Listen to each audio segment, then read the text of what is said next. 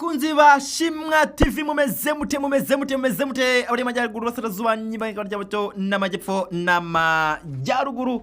Reka nizere ko mudahwema no kugenda mutugaragariza urukundo murimo kugenda mutugezaho views zose zatangiye kuzamuka hejuru rwose ibintu bimeze neza cyane. Uyu munsi rero ngo tuzanye iki? Tuzanye ubwo batarimo kumvikana Faridase cyangwa leta ya Kongo yanze kumvikana na M23. buri umwe afite imfungwa ku ruhande rwe n'undi afite imfungwa ku ruhande rwe. Rero ubwo buri muntu wese agende afite imfungwa ze ku ruhande rumwe cyangwa ku ruhande rw'urundi, icyananiwe cyangwa icyo banze gushyira mu bikorwa nukumvikana uko imfungwa bagiye kuzirekura. Sijya ngibyo byonyine gusa, ndi kumwe na mugenzi wanjye hanga muri studio. Reka muhikaze. Yes, urakoze cyane Patrick. Rero amakuru yo ni menshi, ariko amakuru tugiye kwibandaho kuri iki gitondo cyangwa se kuri iki gicamunsi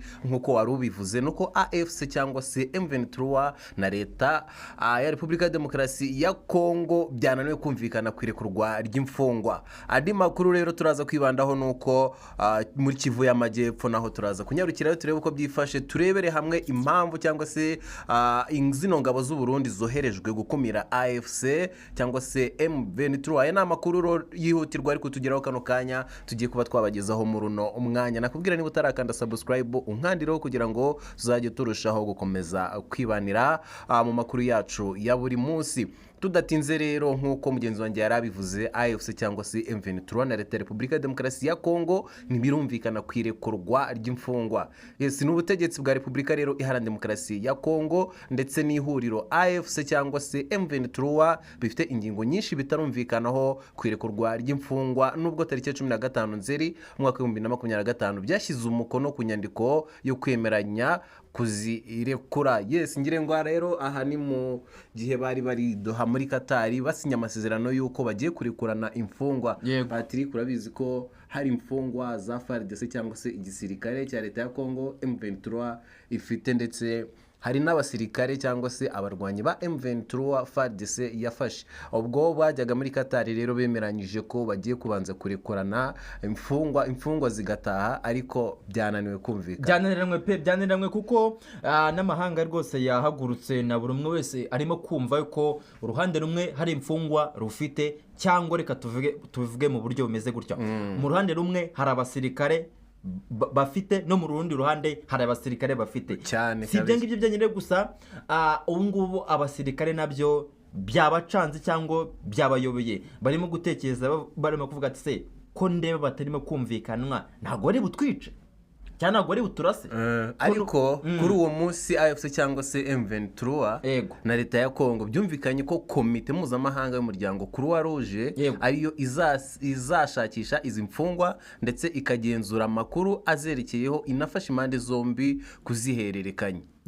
Nyuma y'ukwezi rero impande zombi zumvikanye zibifashijwemo na leta ya Katari nkuko nabikubwiraga, byabereye hano i Doha muri Katari. Nta mfungwa nimwe irarekurwa kugeza maginga ya, ahubwo zikomeje gushinjanya kurenga ku gahenge mu ntara ya Kivu y'Amajyaruguru na Kivu y'Amajyepfo. Ubwo rero tariki ya 13 kwa mwaka wa 2025 intumwa za AFC cyangwa se M23 na leta ya Repubulika ya Demokarasi ya Kongo zasubiye muri Katari kugira ngo ziganire ku ngingo yo kubahiriza gahenge no guhererekanya izo mfungwa nkuko twaze tubivuga mbere yo kwinjira mu cyiciro kizerekeza ku masezerano y'amahoro. Rero cyo kubahiriza gahenge cyo cyahawe umurongo kuko impande zombi zagiranye amasezerano yo gushyiraho urwego ruhuriweho ruzagenzura uko kubahirizwa mu bazaba barugize, hazaba harimo umuhuza ndetse n'indorerezi. Ubu se wenda naguciye mu ijambo mugenzi wanjye, umuryango wa Loni waricaye nyine ubitekerezaho, ariko umeze kubitekerezaho ntago nyine urabifatira icyemezo kugira ngo icyemezo cyo cyarafashwe n'amasezerano yarasinywe yuko mbere nakejo bundi ubwo baherukayo iduha bari gusinya amasezerano y'agahenge. Ariko mbere yo gusinya amasezerano y'agahenge basinya amasezerano yuko bagiye kubanza kurekurana imfungwa buri ruhande rufite, ariko ntago ariko byahise bikurikira, ntago byashyizwe mu ngiro. ntabwo byashyizwe mu ngiro ubwo turimo gushaka ko twashaka umuti w'iki kibazo kuri aya makuru turimo kuvugaho cyangwa turimo kwerekezaho. Amakuru yo ni menshi pe, amakuru yo ni menshi, ariko ku kibazo cy'imfungwa ngo urutonde rwazo ntiruranoga, aho zimwe ziherereye ntiharamenyekana, ndetse hari n'izigifite dosiye zitararangira mu bijyanye n'amategeko. Mu gihe rero ibi byose bitarakemuka, kuzihererekanya ntago bishobora gushoboka habe namba. Reka ubwo rero ingingo yo kubahiriza agahenge yari imaze gushyirwa ku ruhande tariki ya 14 Ukwakira. Hatangiye ibiganiro bigamije gukemura imbogamizi ku irekurwa ry'imfungwa, kandi biteganyijwe ko bishobora kumara iminsi igera ku 10. Umuhuza rero n'indorerezi zirimo Leta Zunze Ubumwe za Amerika n'Umuryango wa Afurika Yunze Ubumwe ntibatuje, kuko bashaka ko ibiganiro bitanga umusaruro vuba cyane, ko intego bari barihaye yo gusinya amasezerano y'amahoro bitarenze muri Kanama 2025 ntiyagezweho. AFC rero cyangwa M23 yatanze urutonde rw'imfungwa Leta ya Kongo igomba kurekura, zirimo abanyamuryango bayo nka Eric Nkuba Shebandu wabaye umujyanama wa Corneille Nangaa n'abakekwaho kuba abanyamuryango bayo. Ngayo nguko rero ibintu rwose birimo kugenda bikomere byadobyereye, ibintu rwose bimeze nabi. Buri umuntu wese arimo kwibaza ati se ibi bintu bimeze gute? Amaherezo yabyo ni buri ruhande ntabwo rushaka kumvikana n'urundi. Yego, si ibintu urabona bizarangira gute Patrick? Ubu ngubu rero ukuntu bigiye kugenda, buri umwe wese arimo kureba uko yabigenza. Ibintu rwose bikomeze kugorana pe, bikomeze kugorana. Nkanjye wenda nka mugenzi wanjye, wowe urabyumva gute? Kubihanga amaso kabisa. Ni ukubihanga amaso. Ariko noneho reka tureke gutinda, tunyarukire ku makuru nanone ari kuvugwa muri Kivu y'Amajyepfo. Kivu y'Amajyepfo so noneho byagenze gute? Ingabo z'u Burundi zoherejwe gukumira AFC cyangwa se M23. Burundi kabisa. Inayo ni inkuru isohotse nonaha. Ni inkuru rwose isohotse nta nubwo yari yamara iminota nk'itatu. Twarabasezeranyije ko tugiye kuzajya tubaha amakuru yizewe, kandi amakuru y'ako kanya, kandi amakuru adafite igihuha na rimwe. Tuba turi update kabisa. N'ahandi bashaka inkuru atari nshyashya atari ahangaha. Uretse sunyumvire ngo ibyabaye muri Kivu y'Amajyepfo, ingabo z'u Burundi zamaze kugerayo, zoherejwe gukumira AFC cyangwa se M23. Ariko M23 iraba ku biti cyondi. Oya, nabo barabizi barimo kugenda bikandagiraho. Ubwo rero Leta y'u Burundi imaze iminsi yohereza ingabo zayo mu bice by'ingenzi byo muri teritwari ya Uvira, Fizi na Mwenga mu ntara ya Kivu y'Amajyepfo, kugira ngo zikumire cyangwa se zirwanye aba barwanyi b'ihuriro AFC cyangwa se M23 rirwanya n'ubundi ubutegetsi bwa Repubulika Iharanira Demokarasi ya Kongo. Yego. Urubuga COS Media rwatangaje ko imodoka zitwaye abasirikare b'u Burundi zagaragaye muri santere ya Kitoga, Muhuzi no mu ishyamba rya Itombwe, kandi ko bongerewe mu bindi bice birimo Minembwe, Mikarati, Kipupu na Poezero muri Fizi.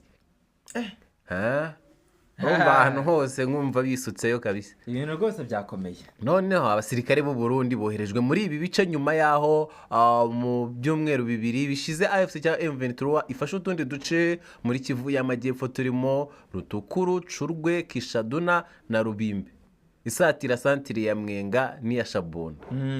Aya masantire urayumva? Ndayumva, ariko buri harya aho ngaho ni nago haturanye n'ahandi gicangara cyane ni Kanyabayonga. Aya. Ibice nibyo muri Kivu y'Amajyaruguru. Nibyo mu Kivu y'Amajyaruguru. Abatabizi rero bameze nkanjye, bumvireho.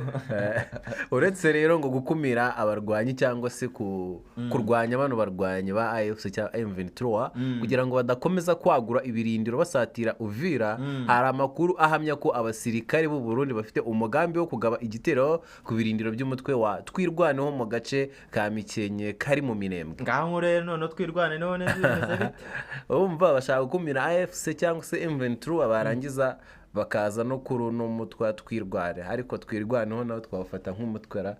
Ariko Twirwaneho ni umutwe wo mu Minembwe naho haranira uburenganzira bwawo.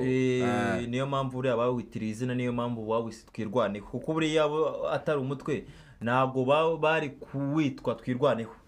yego ariko rero ngo leta ya Kongo na AFC tariki ya 14 Ukwakira umwaka wa 2025 byagiranye amasezerano yo gushyiraho urwego ruhuriweho ruzajya rugenzura iyubahirizwa ry'agahenge, ariko bigaragara ko ingabo z'u Burundi zikorana n'iza Kongo zifite undi mugambi. ni wese mugambi noneho ingabo z'u Burundi zikorera muri Repubulika ya Demokarasi ya Kongo hashingiwe ku masezerano ibihugu byombi byagiranye mu mwaka wa 2022 avugururwa mu mwaka wa 2023. ubu muri Kivu y'Amajyepfo hari zigera ku 20,000 ziganje mu bice byo muri Uvira na Fizi. Abarundi hano ndumva bafite ingabo nyinshi zigera ku 20,000. barapanuye barapanuye pe, ariko n'ubundi M23 yarabananiye Patrick. M23 rwose yarabananiye rwose, nayo yarakaniye ravuga ati nzarwana n'ibihugu hafi 100 kandi nzarwana n'umwe nihagarareho. Urumva niba birirwa bifafata ibice bigiye bitandukanye byahariya muri Kongo, ejo bundi batangaje ko gahunda yabo cyangwa se umugambi wabo nyamukuru yego ari ugukuraho buriya butegetsi bwa Tshisekedi, ingoma ya Tshisekedi bakayihirika. Barabyeruye ku mugaragaro, ntago mbega ni ibintu biciye mu mucyo. Noneho ni ibintu biciye mu mucyo kandi urumva barabivuga ntabwo bagira isoni zo kubivuga, bari guharanira uburenganzira bwabo. Yego ubu se wenda nkawe wenda reka tukiganireho nk'iki kibazo kiri muri Kongo. Wenda nkawe iyo urebye imiyoborere ya Tshisekedi uyibona gute kuba M23 yahafata hanyuma igashyiraho umuperezida wa ukwiriye kujyaho, uyibona gute?